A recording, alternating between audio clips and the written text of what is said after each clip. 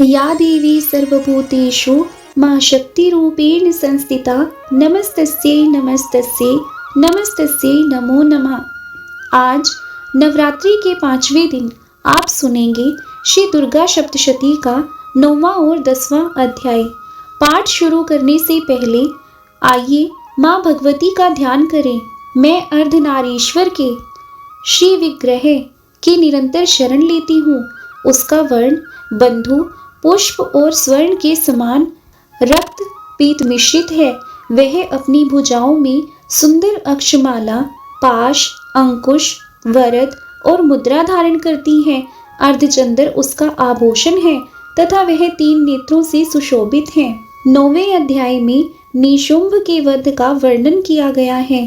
राजा ने कहा, भगवान, आपने रक्तबीज के वध से संबंध रखने वाला देवी चरित्र का यह अद्भुत महात्म्य मुझे बतलाया।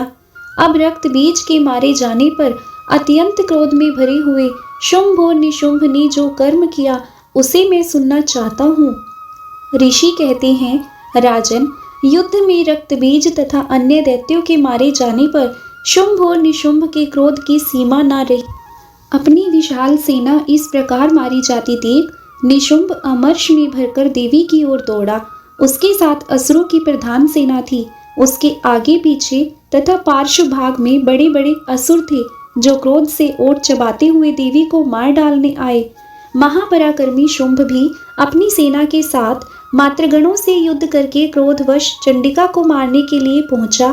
तब देवी के साथ शुंभ और निशुंभ का घोर संग्राम छिड़ गया। वे दोनों दैत्य मेघों की भांति बाणों की भयंकर वृष्टि कर रहे थे।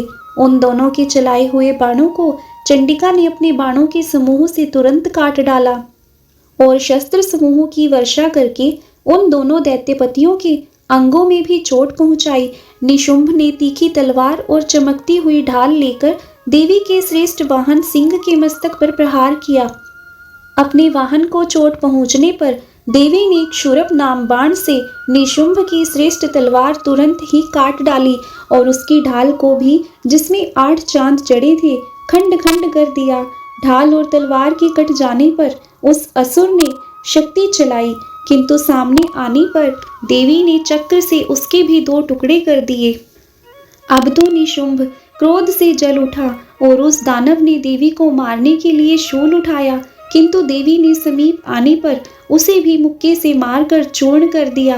तब उसने गदा घुमाकर चंडी के ऊपर चलाई, परंतु वह भी देवी के त्रिशूल से कटकर भस्म हो गई। तदंतर दैत्यराज निशुंभ को फरसा हाथ में लेकर आते देख देवी ने बाण समूहों से घायल कर सुला दिया। उस भयंकर पराक्रमी भाई निशुंभ के धराशायी हो जाने पर शुंभ को बड़ा क्रोध हुआ और अंबिका का वध करने के लिए वह आगे बढ़ा। रथ पर बैठे बैठे ही उत्तम आयुधों से सुशोभित अपनी बड़ी बड़ी 8 अनुपम भुजाओं से समूचे आकाश को ढककर वह अद्भुत शोभा पाने लगा। उसे आते देख देवी ने शंख बजाया और धनुष की प्रत्यंचा का भी अत्यंत दुस्सह शब्द किया। साथ ही अपने घंटे के शब्द से, जो समस्त दैत्य सैनिकों का तेज नष्ट करने वाला था, संपूर्ण दिशाओं को व्यापित कर दिया। तदंतर सिंह ने भी अपनी दहाड़ से, जिसे सुनकर बड़े बड़े गजराजों का महान मद दूर हो जाता था, आकाश, पृथ्वी और 10 दिशाओं को गुंजा दिया। फिर काली ने आकाश में उछलकर अपने हाथों से पृथ्वी पर आघात किया। उससे ऐसा भयंकर शब्द हुआ जिससे पहले के सभी शब्द शांत हो गए। तत्पश्चात शिवदूती ने दैत्यों के लिए अमंगलजनक अट्टहास किया। इन शब्दों को सुनकर समस्त असुर थर्रा उठे, किंतु शुंभ को बड़ा क्रोध हुआ।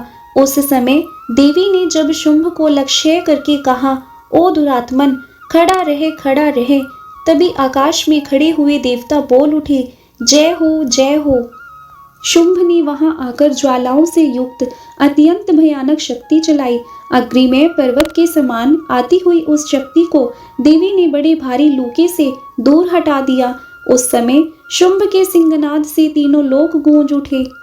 राजन, उसकी प्रतिध्वनि के वज्रपात के समान भयानक शब्द हुआ, जिसने अन्य सब शब्दों को जीत लिया। शुंभ के चलाए हुए बाणों को देवी ने और देवी के चलाए हुए बाणों को शुंभ ने अपने भयंकर बाणों द्वारा सैकड़ों और हजारों टुकड़े कर दिए। तब क्रोध में भरी हुई चंडिका ने शुंभ को शूल से मारा। उसके आघात से मूर्छित हो वह पृथ्वी पर गिर पड़ा।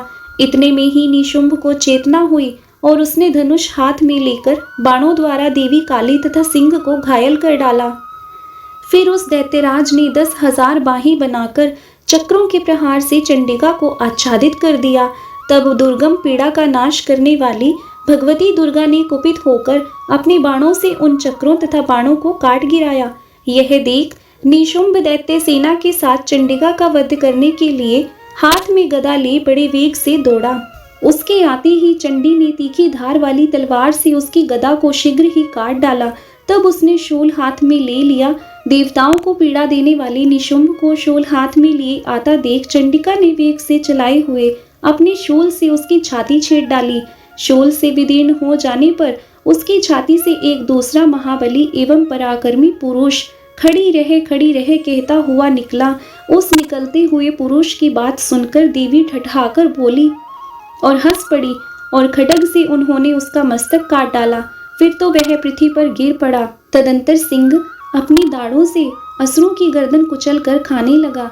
यह बड़ा भयंकर दृश्य था। उधर काली तथा शिवदूती ने भी अन्यान्य दैत्यों का भक्षण आरंभ किया। कुमारी की शक्ति से विदीर्ण होकर कितने ही महादैत्य नष्ट हो गए। ब्राह्मणी के मंत्रपूत जल से निस्तेज होकर कितने ही भाग खड़े हुए। कितने ही महादैत्य माहेश्वरी के त्रिशूल से छिन्न भिन्न हो धराशायी हो गए। वाराही के थुथुन के आघात से कितनों का पृथ्वी पर कचुम्बर निकल गया। वैष्णवी ने भी अपनी चक्र से दानवों के टुकड़े टुकड़े कर डाले। इंद्री के हाथ से टूटे हुए वज्र से कितने ही प्राणों से हाथ धो बैठे। कुछ असुर नष्ट हो गए, कुछ उस महायुद्ध से भाग गए तथा कितने ही काली शिवदूती तथा सिंह के ग्रास बन गए। इस प्रकार श्री मार्कंडेय पुराण में सावर्णिक मनवंतर की कथा के अंतर्गत देवी महात्म्य में निशुंभ वध नामक 9वां अध्याय पूरा हुआ। अब सुनिए 10वां अध्याय, जिसमें शुंभ के वध का वर्णन किया गया है। अध्याय को शुरू करने से पहले हम सब मिलकर माँ भगवती का ध्यान करें।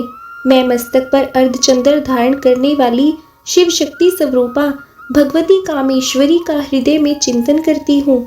वे तपाए हुए सुवर्ण के समान सुंदर हैं। सूर्य, चंद्रमा और अग्नि यही उनके 3 नेत्र हैं तथा वे अपने मनोहर हाथों में धनुष, बाण, अंकुश, पाश और शूल धारण किए हुए हैं। ऋषि कहते हैं, राजन, अपने प्राणों के समान प्यारे भाई निशुंभ को मारा गया देख तथा उसकी सारी सेना का संहार होता जान शुंभ कुपित होकर बोला, दुष्ट दुर्गे, तू बल के अभिमान में झूठ मूठ का घमंड ना दिखा। तू बड़ी मानिनी बनी हुई है, किंतु दूसरी स्त्रियों के बल का सहारा लेकर लड़ती है। देवी बोली, ओ दुष्ट, मैं अकेली ही हूँ। इस संसार में मेरे सिवा दूसरी कौन है? ये देख, मेरी ही विभूतियाँ हैं, अतः मुझ में ही प्रवेश कर रही हैं। तदंतर ब्राह्मणी आदि समस्त देवियाँ अंबिका देवी के शरीर में लीन हो गई। उस समय केवल अंबिका देवी ही रह गई। देवी बोली, मैं अपनी ऐश्वर्य शक्ति से अनेक रूपों में यहाँ उपस्थित हुई थी। उन सब रूपों को मैंने समेट लिया है।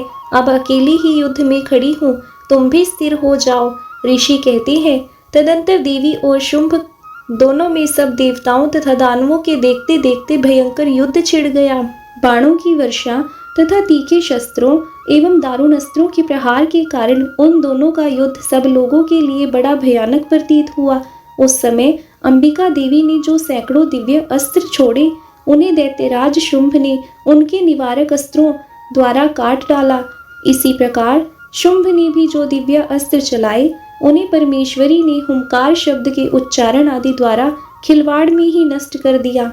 तब उस असुर ने सैकड़ों बाणों से देवी को आच्छादित कर दिया। यह देख क्रोध में भरी हुई उन देवी ने भी बाण मारकर उसका धनुष काट डाला। धनुष कट जाने पर फिर दैत्यराज ने शक्ति हाथ में ली, किंतु देवी ने चक्र से उसके हाथ की शक्ति को भी काट गिराया। तत्पश्चात दैत्यों के स्वामी शुंभ ने 100 चांदी वाली चमकती हुई ढाल और तलवार हाथ में ले उस देवी पर धावा किया। उसके आते ही चंडिका ने अपने धनुष से छोड़े हुए तीखे बाणों द्वारा उसके सूर्य किरणों के समान उज्ज्वल ढाल और तलवार को तुरंत काट दिया। फिर उस दैत्य के घोड़े और सारथी मारे गए। धनुष तो पहले ही कट चुका था, अब उसने अंबिका को मारने के लिए उद्धत हो भयंकर मुदगर हाथ में लिया। उसे आते देख देवी ने अपने तीक्ष्ण बाणों से उसका मुदगर भी काट डाला। तिस पर भी वह असुर मुक्का तानकर बड़े वेग से देवी की ओर दौड़ा और झपटा। उस दैत्यराज ने देवी की छाती में मुक्का मारा। तब उन देवी ने भी उसकी छाती में एक चांटा जड़ दिया। देवी का थप्पड़ खाकर दैत्यराज शुंभ पृथ्वी पर गिर पड़ा, किंतु पुनः सहसा पूर्ववत उठकर खड़ा हो गया। फिर वह उछला और देवी को ऊपर ले जाकर आकाश में खड़ा हो गया। तब चंडिका आकाश में बिना किसी आधार के ही शुंभ के साथ युद्ध करने लगी। उस समय दैत्य और चंडिका आकाश में एक दूसरे से लड़ने लगे। उनका वह युद्ध पहले सिद्धों और मुनियों को विस्मय में डालने वाला हुआ। फिर अंबिका ने शुंभ के साथ बहुत देर तक युद्ध करने के पश्चात उसे उठाकर घुमाया और पृथ्वी पर पटक दिया। पटके जाने पर पृथ्वी पर आने के बाद वह दुरात्मा दैत्य पुनः चंडिका का वध करने के लिए उनकी ओर वेग से दौड़ा। तब समस्त दैत्यों के राजा शुंभ को अपनी ओर आते देख देवी ने त्रिशूल से उसकी छाती छेदकर उसे पृथ्वी पर गिरा दिया। देवी के शूल की धार से घायल होने पर जब उसके प्राण पखेरु उड़ गए और वह समुद्रों, द्वीपों तथा पर्वत सहित समूची पृथ्वी को कंपाता हुआ भूमि पर गिर पड़ा, तदंतर उस दुरात्मा के मारे जाने पर संपूर्ण जगत प्रसन्न हुआ एवं पूर्ण स्वस्थ हो गया तथा आकाश स्वच्छ दिखाई देने लगा। पहले जो उत्पात सूचक मेघ और उल्कापात होते थे वे सब शांत हो गए तथा उस दैत्य के मारे जाने पर नदियां भी ठीक मार्ग में बहने लगी। उस समय शुंभ की मृत्यु के बाद संपूर्ण देवताओं का हृदय हर्ष से भर गया और गंधर्वगण मधुर गीत गाने लगे। दूसरे गंधर्व बाजे बजाने लगे, अप्सराएं नाचने लगी, पवित्र वायु बहने लगी, सूर्य की प्रभा उत्तम हो गई, अग्रशिला की बुझी हुई आग अपने आप प्रज्वलित हो उठी तथा संपूर्ण दिशाओं के भयंकर शब्द शांत हो गए। इस प्रकार श्री मार्कंडेय पुराण में सावर्णिक मनवंतर की कथा के अंतर्गत देवी महात्म्य में शुंभ वध नामक 10वां अध्याय पूर्ण हुआ। जय माता दी।